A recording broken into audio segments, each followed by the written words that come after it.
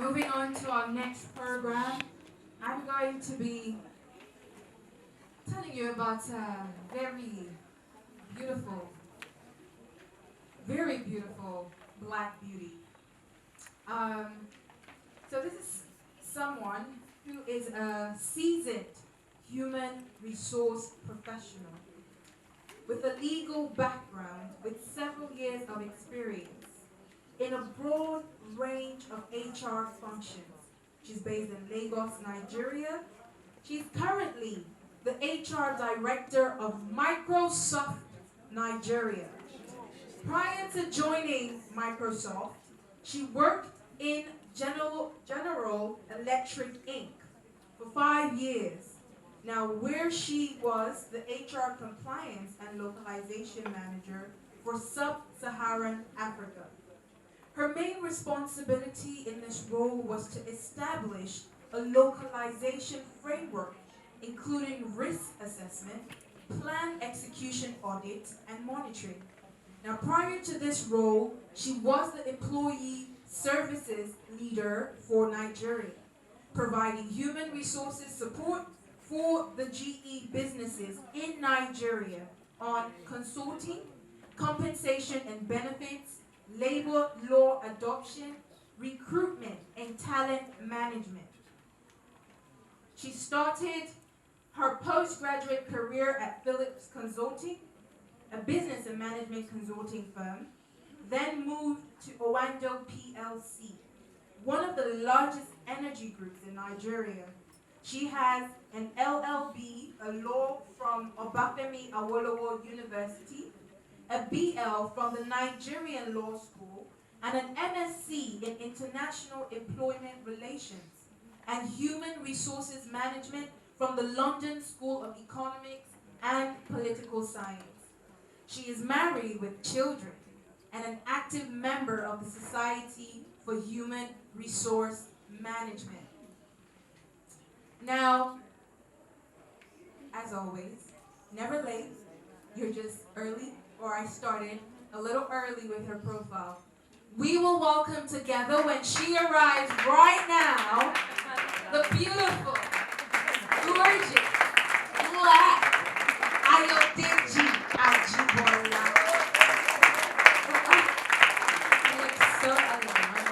I said that to her like twice already. Like when she comes in, I looked at her and I'm like, you know, I think that's, they were looking at you when they said black is beautiful. You're just gorgeous.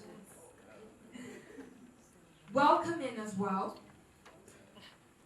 an organization design specialist whose professional background spans media, advocacy, strategic human resources, management, and management consulting from different sectors in Mexico, Switzerland, United Kingdom, and Nigeria.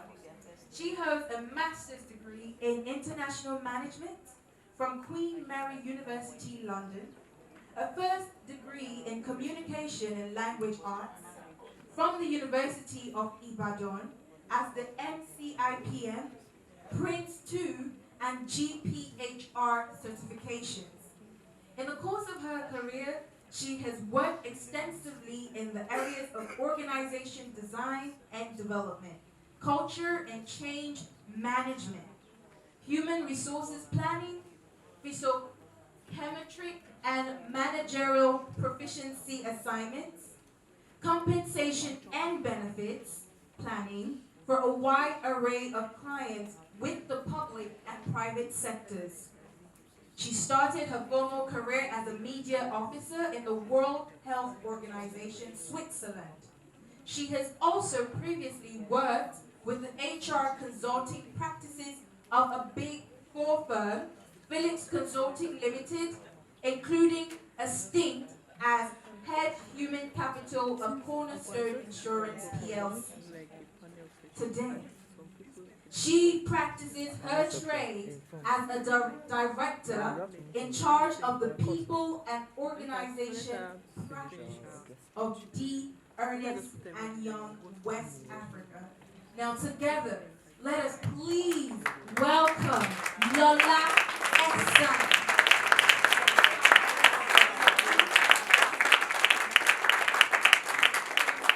So, while we start, I've introduced the topic. The Queen herself, Dorothy, will be joining this panel to discuss this topic. What are we talking about? What are they going to be shedding a lot of light on? The topic is managing strategic conflict, home and corporate affairs. Now, we heard Funke talk a little about this. How do you balance the two? A lot of us struggle with how to make sacrifice. How do we sacrifice? How do we deal with that conversation? We have to go back and tell our man that this is the offer. And this offer might take me away from my duties physically, but I'd still be present. How do we have these conversations? How do we balance it? Home and corporate relations. How do we manage? How do we separate? They say that a lot of women don't know. When you come to the office, and this is why they don't like giving women a lot of leadership roles, is you can't separate the emotions of the house and what happened yesterday. Someone got you upset, your boyfriend, your husband didn't say goodnight, you didn't get that kiss on the forehead, and you woke up in the morning, no one said hello to each other, you come to the office and you're just, and then, we have been said to not be able to separate our emotions from home, those personal things when you're in the workspace. But it's been done. It's been done by women. We've seen all the great women here. So many more I'm yet to call upon. They've done it. They've managed it. But these women right here, right now, will tell us how to better manage this. Managing strategic conflict, home and corporate realities. So please tell us, educate us. We all want to know. We had a question there. I'm sure so many people still, they're battling with this. It's a big problem. So please tell us how you're doing it and tell us how we can do it so we can learn and apply ourselves. It takes me a while getting used to hearing myself introduced, but I guess I'm getting more comfortable. But what is often missing in all of those, and it's deliberate by the fact, is actually the home front. And I'm also a very big promoter of the home front, but I realize that sometimes in coming out with telling a story or putting forward a perspective of what you're about, you don't want anyone to say, okay, it's the home front, that's why she's this way or that way. So I'm married and I have 2 young children. And you can tell from the career that I've done a lot of things, I've moved about a lot. I also look after a West Africa practice, which means that I'm always on the move. But one thing that never changes is the fact that I must sort out the home front. So before I got here, for example, my husband on Saturdays must have pancakes, that had to be done. He must have moi moi in the leaf, that had to be done. I had to sort my kids out, and I still came here, looking on. So that's all we need to sort of try and get on board, because it's also part of the managing. But a little story before Dorothy joins us. So when I got my transition to my first C-suite role, which was about 8 years ago at Cornerstone, my second child was just 4 months at the time when I moved jobs. A lot of people told me it was impossible. That's not right. The whole mommy guilt. You want the child to suffer. Why are you doing this? Why can't he wait? They're not chasing you where you're coming from. You've been there 8 years. I said, you know what? For me, my sanity, I have to move. So one particular day, I had to go to my MD and said, look, you know what? I need to go to my son's school. So my kids are 15 months apart.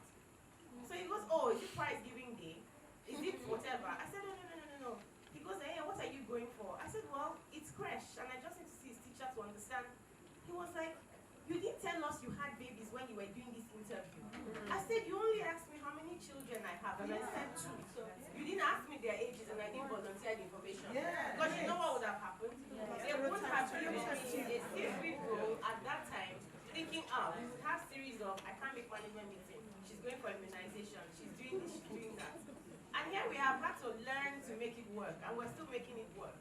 So essentially, what we'll be talking about really on the session for now is really just sharing from a point of view of how we're managing the realities, how we're still able to turn up, looking all glammed up, and the home front is sorted out at the same time. And it is possible that it can be done.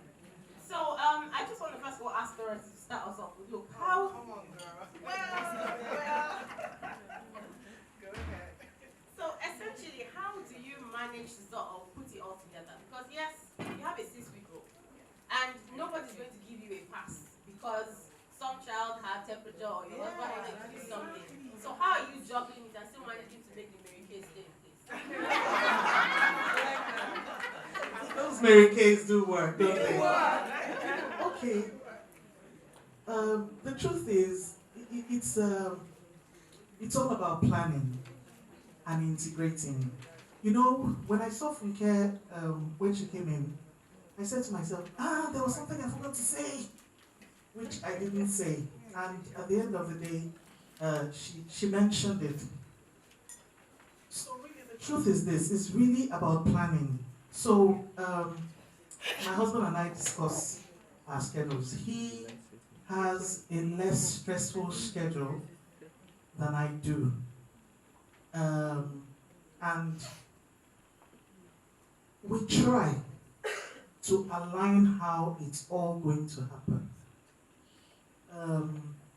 So for example, like today, my daughter is attending common entrance class this morning. My husband was supposed to take her to school, but he went for a vigil. And when he came back, I said, you know what, you don't worry. I'll drop her off on my way. And then when I come, but you have to wake up early to go pick her at 12 o'clock, you know, and all of that. Then I also have a help. I had told myself that once my daughter turns 10, I was going to stop having helps. But the truth is, even though they are from another planet, you really do need them. And what I try to do is to treat my help not put a label on her, as it were. I try to make her feel like she's contributing something. And I tell my daughter she's in her own office, so you have to respect that. So my girl has it mostly covered in terms of ensuring the house is okay. My husband didn't like others cooking for him before, but we've come to an agreement to say that, okay, the days I can make it, I still do, and it's usually weekends. Yes. But there are many weekends I have not been able to, and that's the truth. He's understanding about it. And I've told him, you cook better beans than I do now. How far? What's your problem? You know, so we have that kind of relationship where we can support one another. So it's about putting a structure in place that allows you to do your thing. A lot of the time, I get home very late. This week has been an extremely stressful week. I shared with, you know, I don't know if it was, whether I shared it when I was talking that I had guests from the UK, and then I lost an employee.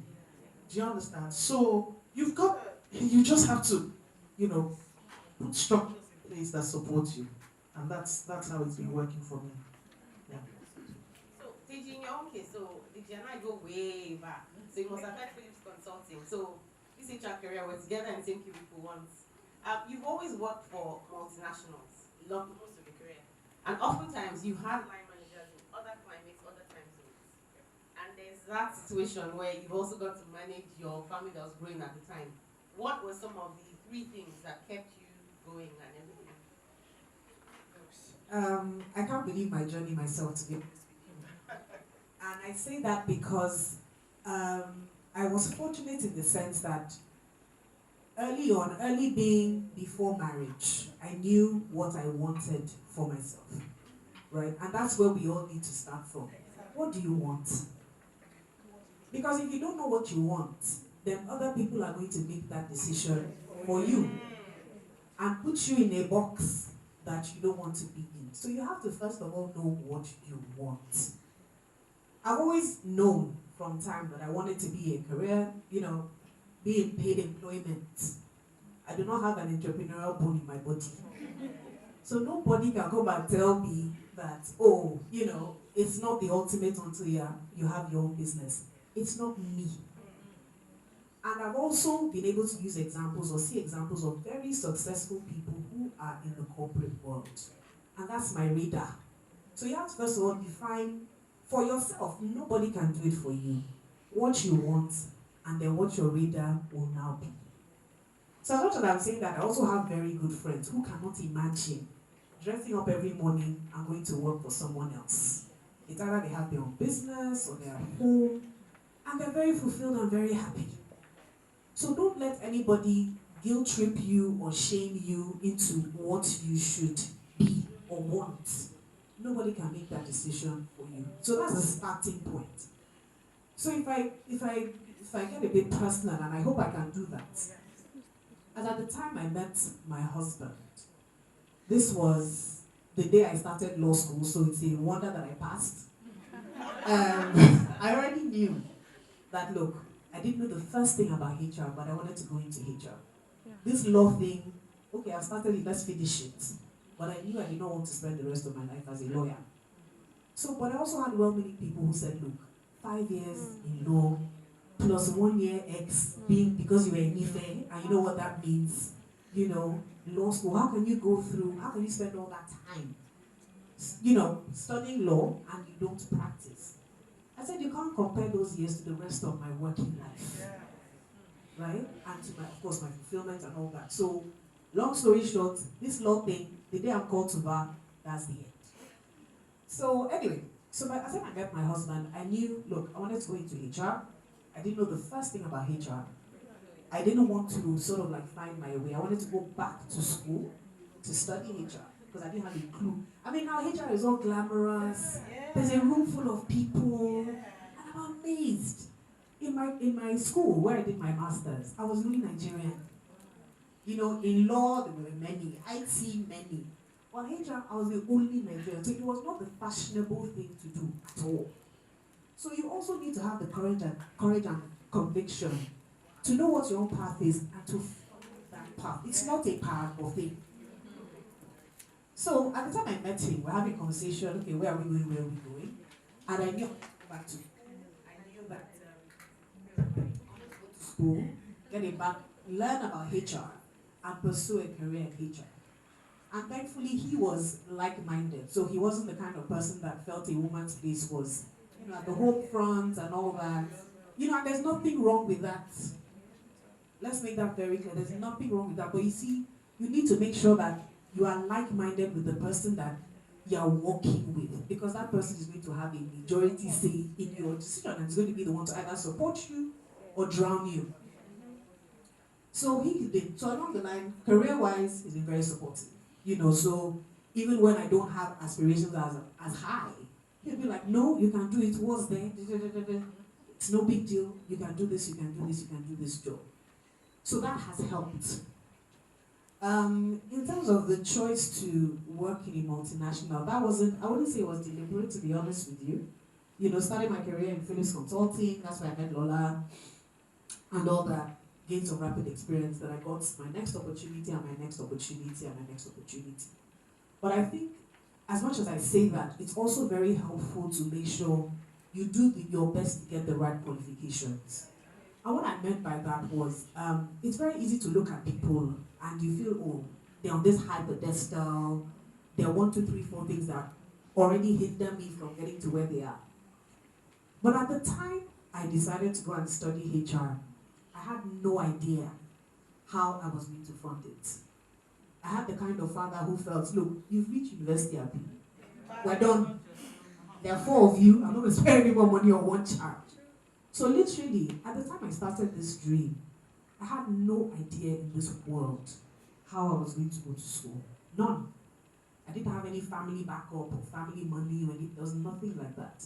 But I said, okay, career in HR, I'm going to go to the best school I can find in the world to study HR. So I knew I didn't want to study it in Nigeria. So I said, okay, how am I going to fund this? And I started talking to people. So reach out, talk to people. You know, for me, there was nothing like that. You know, the few people I found to speak to stumbled into HR by accident. They wanted to sack me, there was nowhere else to put me, so they put me in HR. You know? So I started asking questions. Went to the British Council on a whim. I was like, oh, should I go to the States? Should I go to the UK? And I think the youth gives you an advantage because you think you can do anything, right? So I thought, no, this thing is doable. Just follow all the right steps, find out, ask questions, and you will do it. So I went to, so I said, okay, should we go to the US? But I said, look, it's going to take more time, right? It's a 2-year program on average. Did my research, did my homework. 2-year program on average, you can be easy. Okay, so how do I even find out what these schools are? I was working from zero knowledge. So I walked into the British Council one day, and I met this man there, Tunde-Ajala. I'll never forget his name. And I said, okay, this is what I want to find out. This is what I want to study. I just want to know what schools in the UK can give me a degree in HR. Was that crazy? And he said, okay, fine. Give me this really fat book. I said, okay, start from the beginning, right? And start searching. And then when you finish with that, you go to the computer and you continue there. And I remember that day very clearly because there were several computers in the council. There was only one that was working. But he just kept me there. People were queuing, giving him the side eye, as if her time is up, he didn't even answer them. He just let me finish my research, and I started applying to those schools. And of course, they all asked people questions. Why do you want to study HR? Why is this? Well, you see, if you don't know the answers, then how do you answer those questions? So anyway, long story short, got admission, had it in my hand, then I started looking for funding. It was around that time I met my husband. And he started helping me look for funding as well, because he was also young, so there was no way, So he started helping me look for funding, and we found a scholarship, a body that paid for my master's, full tuition, tickets, everything. And that's how I went to school. So went to school, came back, and that's how my HR career started. And if anybody had told me to give them the 3, 4, 5-year blueprint of how this story is going to pan out, no clue. I always wondered at the back of my mind, okay, when I have children, where am I going to fit them into my life? So I guess it's great to plan along the way, but don't get discouraged by not having the full picture. What is that dream? You don't have to know how it's going to pan out, and then because you can't see it, then it stops you, right? Start. Take that first, second, third step. And then things will fall into place along the way. But you have to start the process first. Right? And that's how it's been with the first child, second, and then 9 years later with the third. Right? So take those baby steps and just continue. And then look for people who can help and support you along the way. Thank you. So if I could just summarize and very important on this journey to maintain your lane and not copy anyone's story. So if I say to you, for example, I've worked almost 2 decades in management consulting, which means I travel a lot. But I'm actually married to a Mr. Fresh. I pack breakfast and lunch every day I'm in town. If I'm going away for a month, I have to have cooked different types of sauces for every day of the week because they only eat one thing twice. I have done it for 11 years. Now, I would not recommend anyone else does it, but it works for me. Because when I'm not there, that's another way of communicating. You probably look at me and not believe that I slice vegetables and all of that. These are my natural names. But because it's important for me to be able to have the man support me, do all whatever, to do what I need to do. So everything you have heard here, from just go with faith to have a plan, it's important to still situate it in the context of what works. And so don't join conversations with the man must be wicked because he wants to cook every day. Very important. So now let's move on to the concept of when a woman finally is able to do the planning and do all of that, she only wants to succeed alone. Let's talk about the queen bee syndrome. So the average beehive can only have one queen bee, and then there are many workers. So there's that thing about the fact that in the office, once you've succeeded in getting to the top, it is going to be a sign of weakness if you begin to let others come through. So we both know a queen bee together. We're not going to mention anybody's name, but it's okay. But what has been your own experience with working with other women and helping other women navigate this problem? So right now, my team, we're all female, and one of them is super heavy. So each time I am also supportive. I'm planning careers and all, but I have one rule: your husband must not call me. You are in trouble, because that says to me that you are not adopting or you are not in control. So even when we talk about the work, I still have certain rules around how you must get. So for me, my own everyday cooking, the Mr. Fresh, is my own putting it together. So he's not calling my boss to say, you kept my wife and she's not getting so please. So what has been your own view working with women and helping other women come up in terms of managing the dynamics? Okay. The sad thing is that we women are the ones that bitch, pardon my French, each other the most. And yes, the queen bee syndrome. It is real, absolutely real. But earlier on when I was speaking, I said that leadership is about influence. And the truth is that, and I also talked about connecting and the fact that in my own journey, it's something that I have to make an effort to do. At the end of the day, it's actually a currency, because if you help other people, as women, we must support each other to grow. The world has already made things difficult. We shouldn't add ours.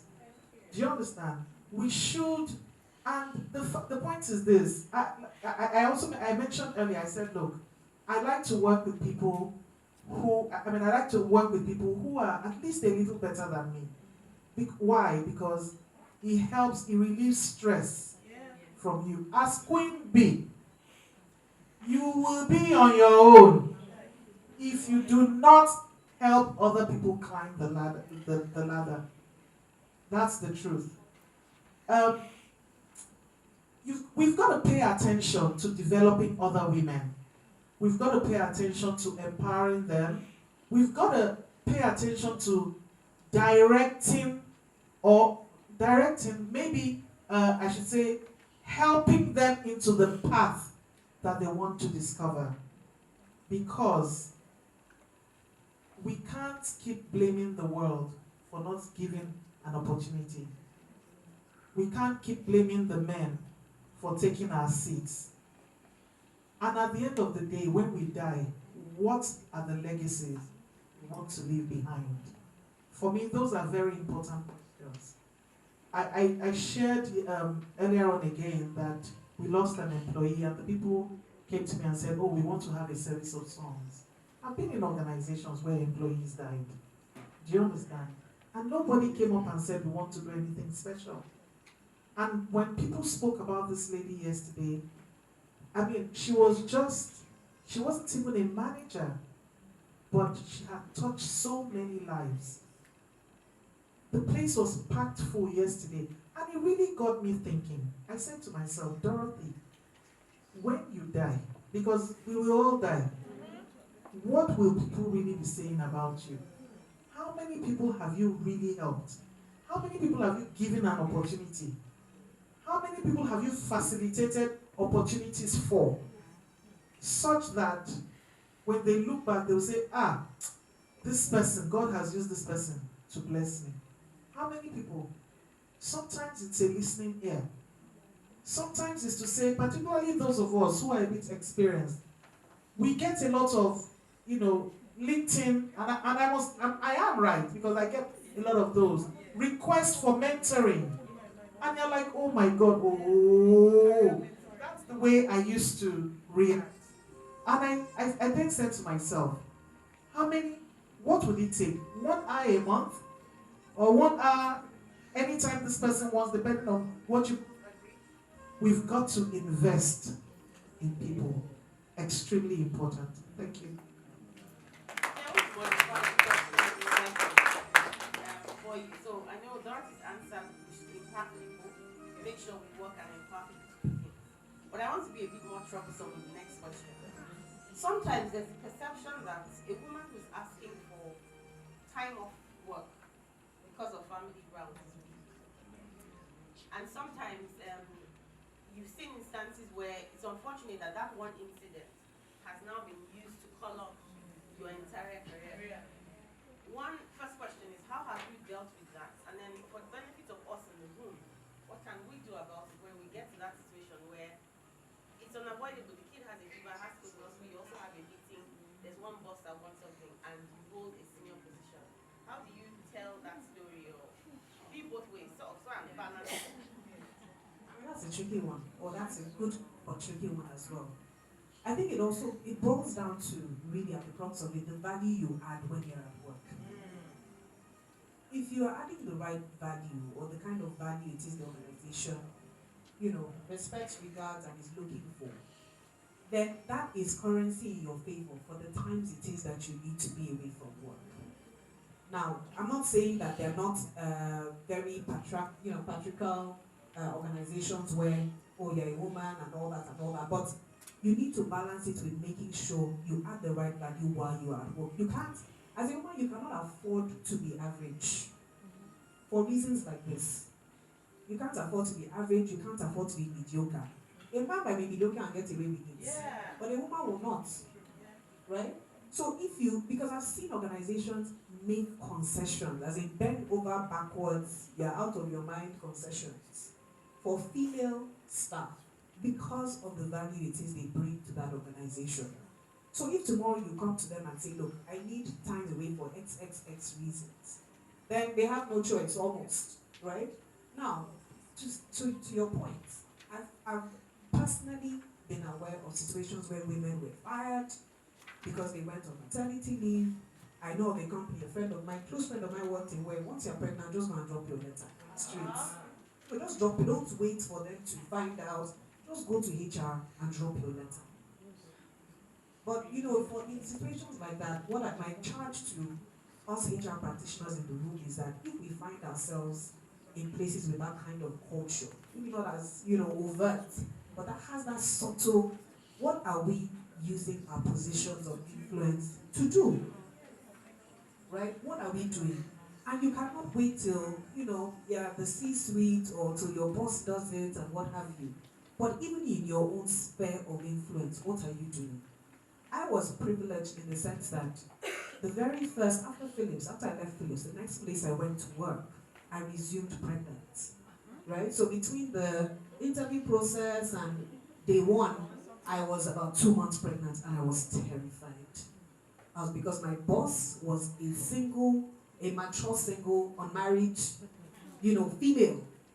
So and of course, HR was very strict, consulting background, so she was, very your typical female boss, she was it.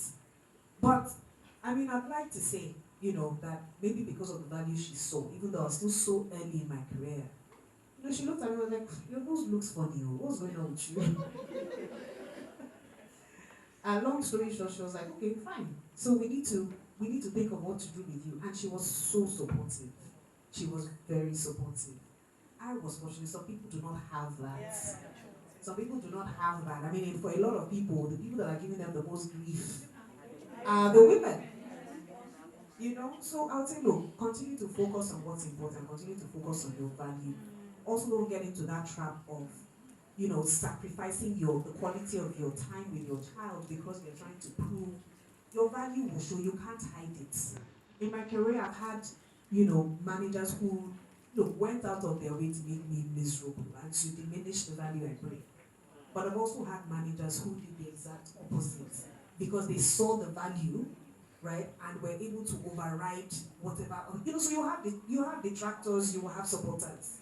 But what has to remain consistent in that process is your value. Funke talked about a lot, I'm not going to do all the details.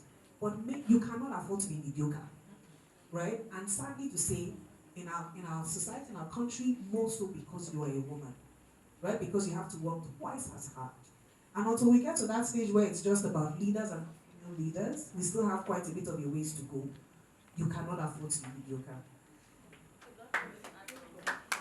I just wanted to say that all of us in this room were HR people or potential HR people, right?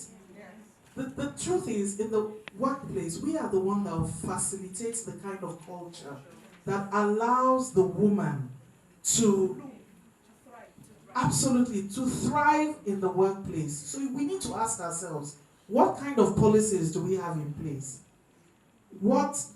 Policies. Some of us have policies in our organization that says that a woman must not be pregnant before she's confirmed. Yes. Are we going to go and be performing her home KPI for her and telling her the timelines? We've got to, come on people, we've evolved. HR has evolved beyond those types of policies. In our organization, for example, we have care leave. We have days that, as a matter of fact, we have situations where You can actually work from home if you have a situation at home. You don't have to, come to work if you cannot come to work. Recently, one of my colleagues in the UK wrote me and said, "Oh, my mother is dying, so they put her, taken her off life support, and the organization allowed her to go and stay with her mom. She was supposed to come to Nigeria with the hub leader. So we've got to, we're the ones creating the cultures that do not allow women to thrive in organizations. We've got to stop it. Let's see what works. Thanks. Thank you so much. This session now, I just want to wrap up quickly everything we said so we can end on that note. So again, we spent the last couple of minutes talking about managing strategic conflict, balancing the home and corporate realities. So my charge to all of us essentially is we need to sort of try and balance the dynamics between quantity and quality of time. So you need to have those moments for your family, spouse. It doesn't have to be a long time. So you must balance. You should also have the same attitude towards your devices. Have times when you pick up phone calls, you always pick things of that nature. We also need to have the coping strategy around mommy guilt. So very early on, make sure your children understand what you do and why you need to do it. If you have boys, like I do, particularly very important because you're also safeguarding their future. And you're also helping who they would marry. So it's important to do that. Then of course, you also need to have one non-negotiable pleasure. Something you will not give up for either the work or the family. I try to take a solo holiday every year. Me, by myself, no kids, no hobby. And I don't care if the office is burning, let it burn. So you need to have that as well. It's very important. And then we talked about dealing with Queen Bee syndrome. The final thing is imposter syndrome.